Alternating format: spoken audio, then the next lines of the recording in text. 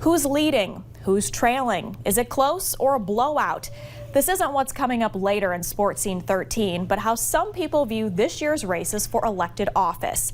So what goes into the poll numbers you see? WEAU's Jesse Horn tries to break it all down for us. Jesse. Yeah, we'll try, Danielle. What got us thinking about this was the race for governor. The last Marquette Law School poll to have a head-to-head was taken in June. Now, that race showed that Governor Scott Walker had a 4-point lead over Democrat Tony Evers. But last week, NBC News released its poll numbers. And here you can see Evers leads Walker by 13 points. Which poll was correct and what makes for a good poll?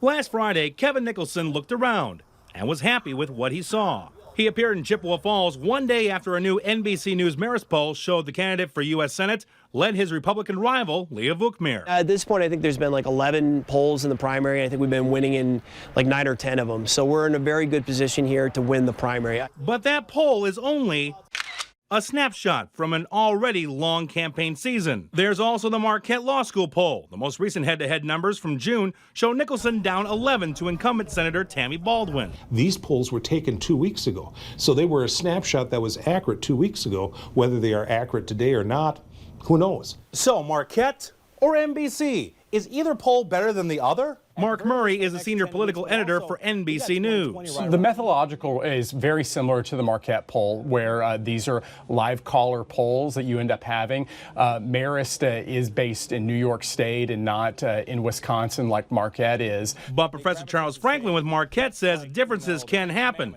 like on a potential showdown for governor between Scott Walker and Tony Evers. Walker up 4 in Marquette, Evers up 13 in NBC News. We're talking to a sample of the population, not the whole population. And so, of course, results are going to vary. That's why we have a margin of error of about 4 points, or for the primaries, about 7 points in both the Marist and our polls. Frank cites 3 areas to look at for a good poll: how questions are asked, who is asking them, and how well the demographics of the sample polled match those of the voters in general. Both of them understand that this is a purple state, and over 40% of our electorate is politically independent, ideologically moderate. As for Nicholson, he says he's concentrating on just one poll. And at the end of the day, and this is true, the only poll that really matters is the one where the voters take on Election Day. Now, Danielle, Professor Franklin at Marquette also talked about a third poll released today from Emerson College out in New York. And that poll used robocalling and online polling to get its numbers. So to add to the collection of polls in the Republican U.S. Senate primary, there you see it. It shows Vukmir and Nicholson in a near dead heat.